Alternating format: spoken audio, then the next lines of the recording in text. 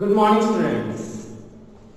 इससे पहले हमने टेस्ट के पहले जब हमने क्लासेस जब हमारी चल रही थी तब हमने सेकंड चैप्टर स्टार्ट किया था आपके इकोनॉमिक्स का।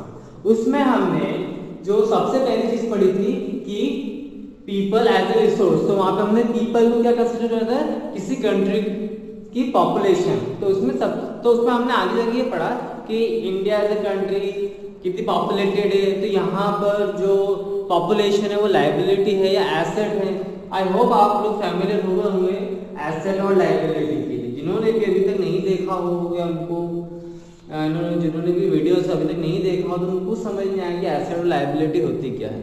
एसेट कोई ऐसी चीज जो कि आपको यूज हो सके, और लाइबिलिटी यानी कि कोई ऐसी चीज जो कि यूज हम कर नहीं पाए, भले हमारे पास अवेलेबल है पर हम उसको यूज नहीं कर पाएंगे। ओके, तो ठीक है। ऐसे हमने जब population people as a resource हमने पढ़ा था तब हमने बात कर दी पॉपुलेशन को एज ए रिसोर्स कैसे यूज कर सकते। तो हमने इस बात पर हमने गौर किया था कि अगर हम एजुकेशन, हेल्थ और उनमें स्किल्स का अगर हम प्रॉपर जो स्किल्स है वो प्रोवाइड कर दें, नॉलेज दे दें उनको, एजुकेशन दे दे, और मोस्ट इम्पोर्टेंट अगर हेल्थ फैसिलिटीज अगर अच्छी हो तो किसी भी कंट्री की पॉपुलेशन जो है वो एज ए रिसोर्स काम कर सकती है। हमने जापान का एग्जांपल लिया था कि इतनी डेवलप्ड कंट्री है तो उसका रीजन क्या कि उन्होंने वहाँ की पॉपुलेशन पर ज़्यादा इन्वेस्टमेंट किया रादर देन इन्वेस्टिंग उनकी खुद की रिसोर्स। हालांकि जापान एक ऐसा कंट्री है जिनके पास नेचुरल रिसोर्सेज की कमी है। ओके, तो उन्होंने किस पे इन्वेस्ट किया, वहाँ के पीपल्स, वहाँ के एजुकेशन फैसिलिटीज पर, वहाँ की हेल्थ केयर फैसिलिटीज। ठीक है, इसमें और इसके साथ साथ हमने एम्प्लॉयमेंट के बारे में पढ़ा था।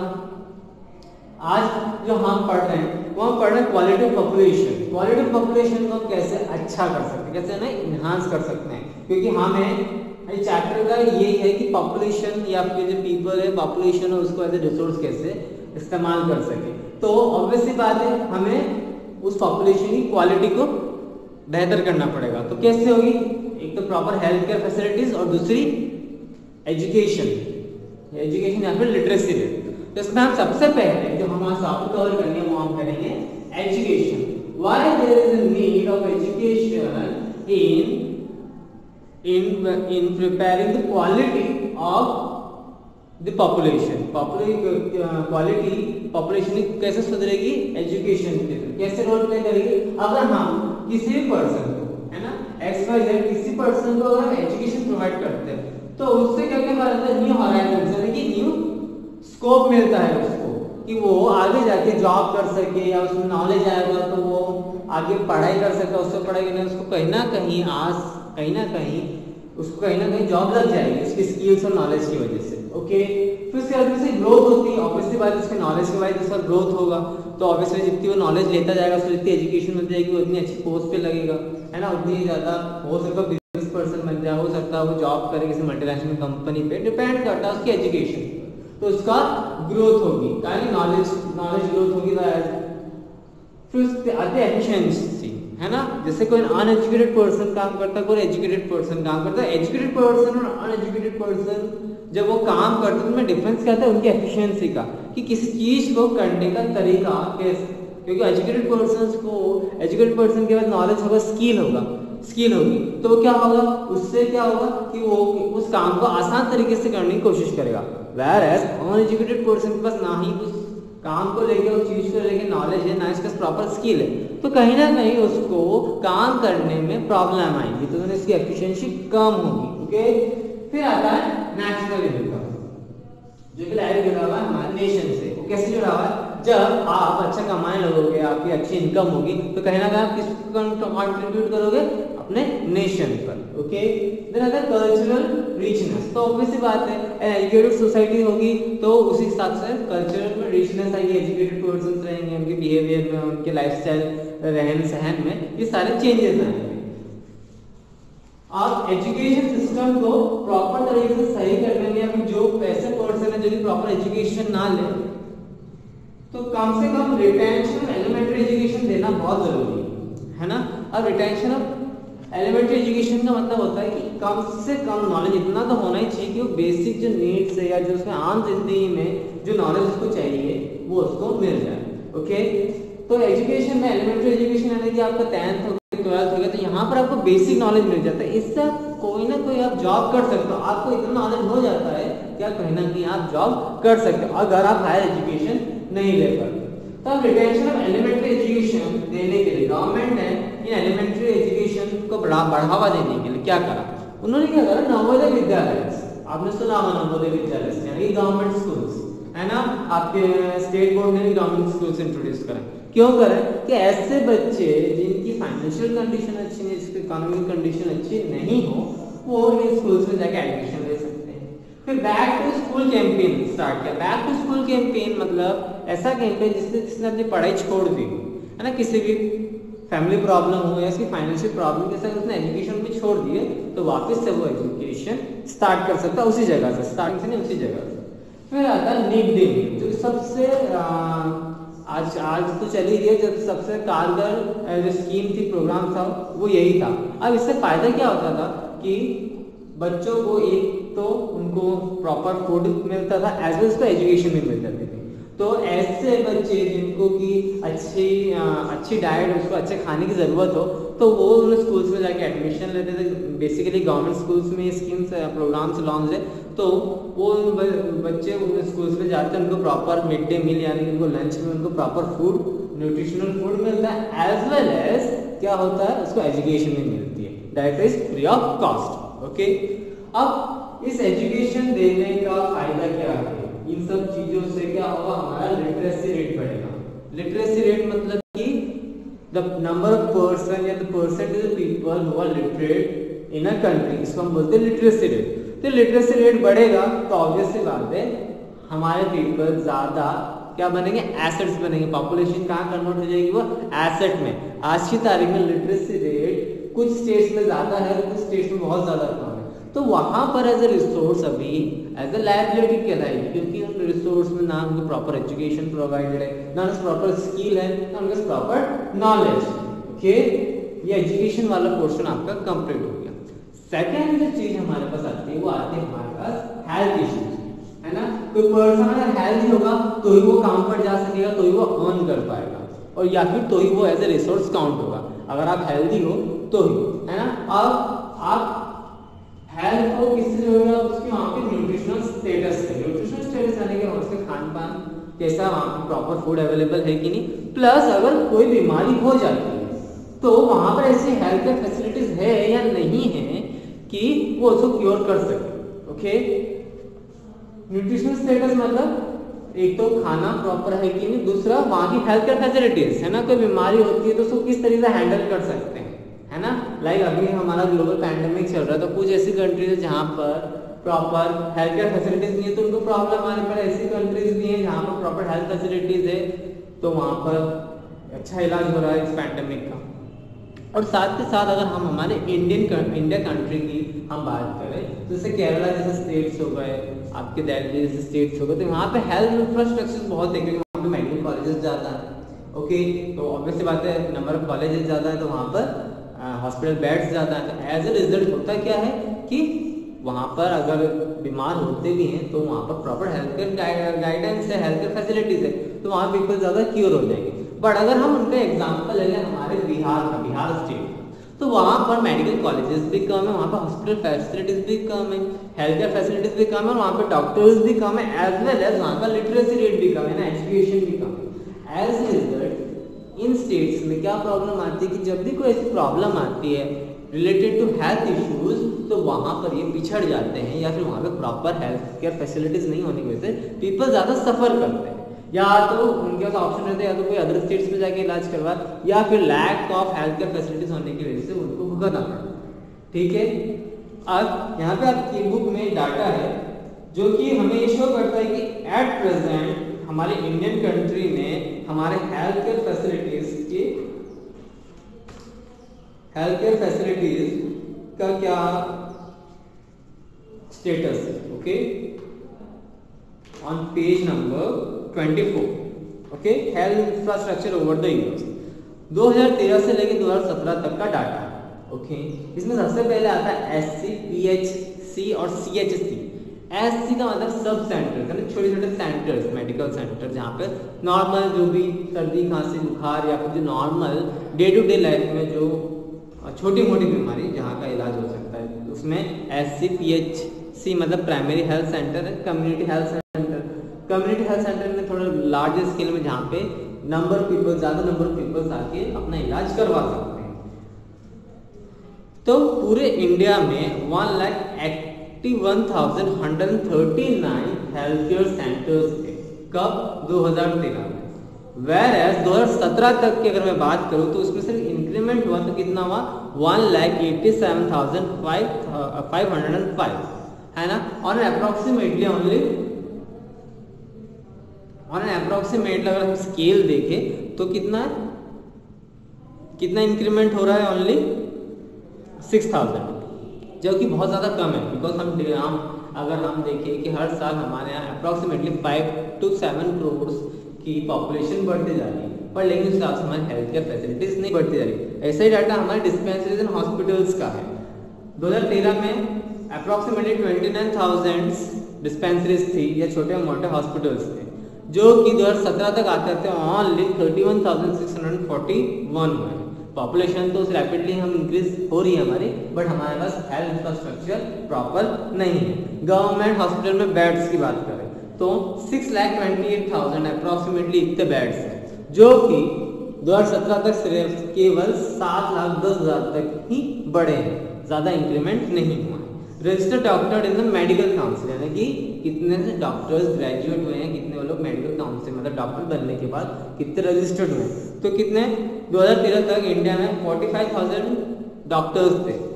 ओके, 2017 में कितने रजिस्टर्ड हुए? ऑनली 17,982, यानी कि मतलब डॉक्टर जो है उनका रेट गिरता जा रहा है। ओके, नर्सिंग पर्सनल, ओके, जो कि नर्सिंग पर्सनल होते हैं तो उसमें 3 से 4 कैटेगरीज होती हैं। ओके, जैसे कि ANM ऑक्सिलरी नर्स हाइब्रिड्स जो नर्सेस होती है, RNM रजिस्टर्ड नर्स होती हैं, है ना, जिनका रजिस्ट्रेशन होता है, मतलब वो लोग भी नर्सिंग का कोर्स करके रजिस्टर्ड होती हैं। ओके, फिर LHV लेडी हेल्थ विजिटर्स, जो कि आपके आंगनबाड़ी में आशा कार्यकर्ता होती है, जो कि घर घर जाके लेडी हेल्थ विजिटर्स होती हैं, आशा कार्यकर्ता होती हैं, तो इनको प्रॉपर ट्रेनिंग जाती है, इन्होंने प्रॉपर एजुकेशन नहीं ले, तो इनका क्या वो है, इनका काउंटिंग क्या है, इनका आंकड़ा क्या है? 23 लाख, अप्रॉक्सीमेटली 23 लाख हमारे पास नर्सिंग पर्सनल अवेलेबल है।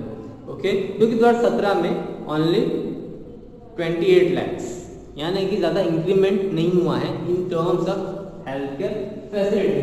तो ये कहना चाहिए कॉज है हमारे प्रॉब्लम कि ये कहना कॉज है हमारी सोर्स को, हमारे पीपल्स को, हमारी पॉपुलेशन जो कि रिसोर्स बनने का वक्त सबसे बड़ी बात है रीजन, क्योंकि हेल्थ केयर प्रॉपर फैसिलिटीज नहीं है।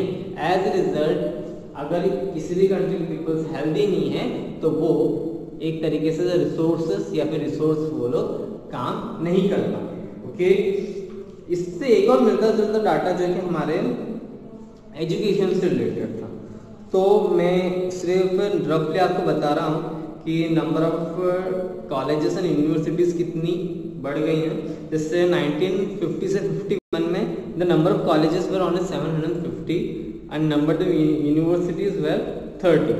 अब 2017-18 तक नंबर ऑफ कॉलेजेस कितने हो गए इंडिया में? 41,012 एंड नंबर ऑफ यूनिवर्सिटीज 851। तो इसका मतलब ये होता है कि एजुकेशन में हमारी कंट्री ने काफ़ी ज़्यादा इन्वेस्टमेंट कर दिया है। नंबर ऑफ कॉलेजेस यूनिवर्सिटीज़, ज़्यादा से ज़्यादा अपॉर्चुनिटीज़, बच्चे कॉलेजेस यूनिवर्सिटीज़ में जाके एडमिशन ले सकते हैं, वहाँ पे हायर एजुकेशन कर सकते हैं, बट लेकिन हेल्थ केयर फैसिलिटीज़ में हम अभी भी कहीं ना कहीं पिछड़े हैं। ओके, सो कहीं ना कहीं अगर हेल्थ केयर फैसिलिटीज़ किसी भी कंट्री की या किसी भी स्टेट की अगर कम होगी तो वहाँ पर प्रॉब्लम अकर होगी। ओके, अब आता है हमारे पास अनएम्प्लॉयमेंट, है ना। अनएम्प्लॉयमेंट से पहले समझ लो एम्प्लॉयमेंट क्या होता है। एम्प्लॉयमेंट मतलब रोजगार, यानी कि कोई ऐसा एम्प्लॉयमेंट को रोजगार को कैसे बोलते हैं कि आप काम करने जाते हो और आपको अर्निंग करते हैं ना, आप पैसा कमाते हैं, इसको हम बोलते हैं एम्प्लॉयमेंट। और अनएम्प्लॉयमेंट मतलब क्या होगा कि आपके पास 2 कंडीशन बनती है, या तो जॉब नहीं है टोटली, तो वहाँ पे काम अवेलेबल नहीं है, तो ऑब्वियस सी बात है वहाँ पे काम नहीं है तो आपको इनकम जनरेट नहीं होगी, अनएम्प्लॉयमेंट उसे बोलते हैं। या फिर आप केपेबल हो पर लेकिन आपको जॉब नहीं मिल रही तो भी आप अनएम्प्लॉयड हो, ओके। या फिर आप केपेबल हो पर लेकिन आपकी खुद की इच्छा नहीं हो रही है आप जॉब करने जाए, तो इसको भी हम अनएम्प्लॉयमेंट बोलते हैं। हाँ, अनएम्प्लॉयमेंट के हमने 3 केसेस देख लिए हमने। अनएम्प्लॉयमेंट का पहला केस आप कैपेबल हो पर लेकिन जॉब अवेलेबल नहीं है, इस वजह से अनएम्प्लॉयड हो।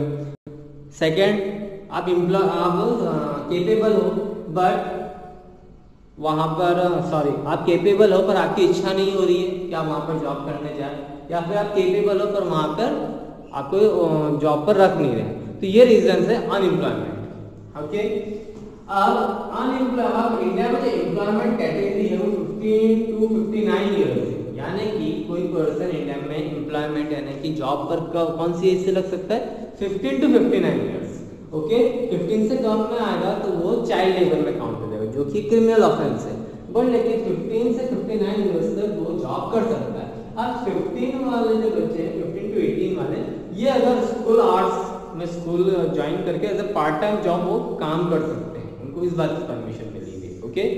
अब तो 59 ईयर जो है ये है गवर्नमेंट एम्प्लॉइज के लिए, क्यों, या फिर ज्यादातर कंपनी में 59 ईयर्स के बाद आप जो भी एम्प्लॉय होता है उसको रिटायर्ड कर देती है। ये एक तरीके से आप लोग समझिए रिटायरमेंट एज है, यानी 60 साल की उम्र में आते आते peoples usually get retired from their job.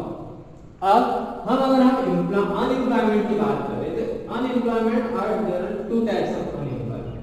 पहला आता है सीजनल एम्प्लॉयमेंट, दूसरा है डिसगेस्ड एम्प्लॉयमेंट। सीजनल एम्प्लॉयमेंट क्या होगा कि सीजनल एम्प्लॉयमेंट सबसे ज्यादा एग्रीकल्चर फील्ड में देखा जाता है। रीजन क्या होता है कि जब आप क्रॉप हार्वेस्ट कर लेते हो तो आपके नेक्स्ट सीजन में आते आते 1.5 से 2 महीने का ऐसा टाइम पीरियड होता है जब हमारे फार्मर्स के पास किसी भी टाइप का काम नहीं होता, तो वो उस समय अनएम्प्लॉयड होते हैं, तो इसको हम बोलते हैं सीजनल अनएम्प्लॉयमेंट। यानी कि साल के कुछ मंथ्स वो लोग अनएम्प्लॉयड रहते हैं। कुछ मैं यहाँ पे सीजन वर्ड इसलिए यूज किया जा रहा है क्योंकि वो जो एग्रीकल्चरल जो फार्मर्स होते हैं वो सीजन वाइज सीजन उनको 1.5 से 2 महीने का गैप आता है, जब एक सीजन से दूसरे सीजन में चेंज होते हैं तब उनको गैप आता है। एज ए रिजल्ट उस 1 से 1.5 महीने या 2 महीने के टाइम पर वो अनएम्प्लॉयड रहते हैं। तो ऐसे अनएम्प्लॉयमेंट को हम क्या बोलते हैं, सीजनल अनएम्प्लॉयमेंट। इसका एक और एग्जांपल होता है द वर्कर जो कि बेसिकली शादी के रिलेटेड काम करते हैं, तो उनके पास भी एम्प्लॉयमेंट कब आता है, शादी का सीजन आता है। जैसे शादी का सीजन खत्म हो गया तो उनका एम्प्लॉयमेंट बहुत ज़्यादा कम हो जाता है, मतलब 100% से लेकर तो 30% तक गिर जाता है। तो वहाँ पर ये क्या हो गया, सीजनल अनएम्प्लॉयमेंट के बारे में। जैसे कि सीजन आया तो उनके पास अच्छी एम्प्लॉयमेंट था, बट लेकिन जैसे सीजन खत्म हुआ तो एम्प्लॉयमेंट पूरी तरीके से खत्म हो गया। फिर आता है हमारा डिसगेस्ड एम्प्लॉयमेंट। एक ऐसा टाइप ऑफ एम्प्लॉयमेंट, जैसे कि मैं आपको एग्जांपल देता हूँ कि सपोज एक काम करने में there is a requirement of 5 person only, 5 जनों की रिक्वायरमेंट है, पर लेकिन आपने हायर कर रखे हैं 8 पर्सन, मतलब कि 8 पर्सन आपने हायर कर रखे हैं सेम जॉब को करने के लिए। पर लेकिन वो सिर्फ मतलब आप अगर भले 5 रख लो या 8 पर्सन रख लो, आपका जो काम होगा वो उतने ही टाइम में होगा और उतना ही होगा, भले आप 5 रखो या फिर आप 8 रखो।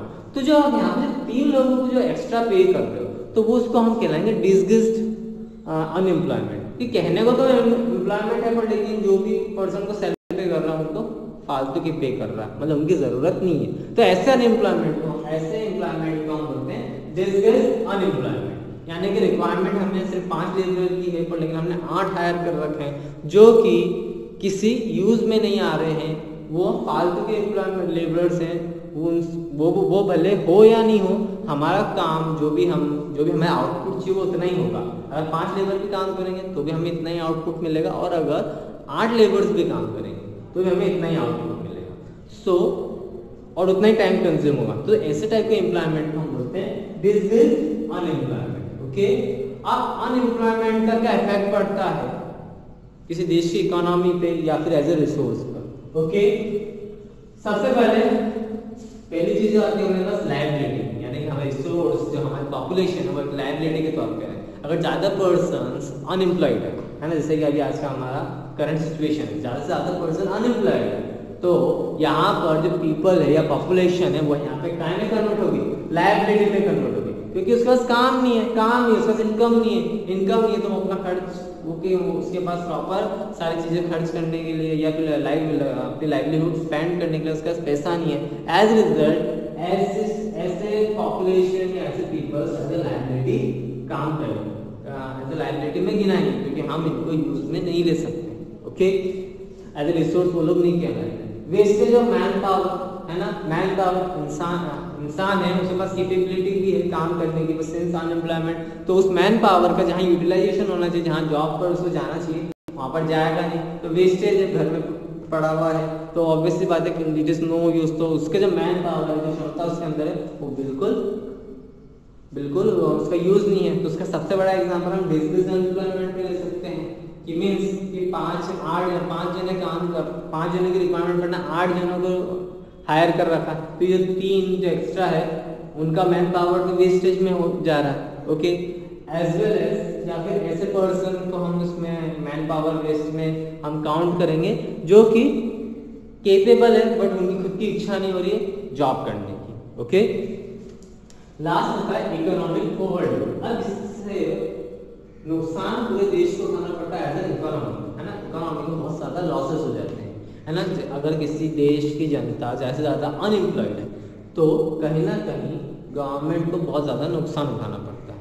हो सकता हो कि गवर्नमेंट के पास जॉब्स हो अवेलेबल, बट पीपल्स का ना ही प्रॉपर एजुकेशन है, ना ही प्रॉपर स्किल्स है, एज ए रिजल्ट वो जॉब्स खाली पड़ी हैं, वहाँ पे कोई कैंडिडेट काम नहीं कर रहा है, तो गवर्नमेंट को नुकसान हो जाता है। सो कहीं ना कहीं घूम फिर के बात वहीं आती है कि अगर हमें एम्प्लॉयमेंट चाहिए तो कहीं ना कहीं हमें हमारी एजुकेशन एज वेल एज हमारा हेल्थ, ये दोनों सुधारना होगा। अगर एजुकेशन है तो उसके पास किसी पर्सन का उसके पास स्किल्स बढ़ जाएगी, उसके पास नॉलेज आ जाएगा, उसको पता रहेगा कहाँ कहाँ जॉब्स अवेलेबल है। और सिंस आपके पास ना एजुकेशन है ना आपके पास अच्छी हेल्थ, एज ए रिजल्ट आप कहीं ना कहीं इनडायरेक्टली आप पूरे नेशन की इकोनॉमी पर ओवरलोड कर रहे हो या फिर नेशन की इकोनॉमी पर असर डाल रहे हो। Okay, here is the chapter of जो आपका सेकंड चैप्टर है यहाँ पे टोटली कंप्लीट हो रहा है। You have any kind of doubt you can ask.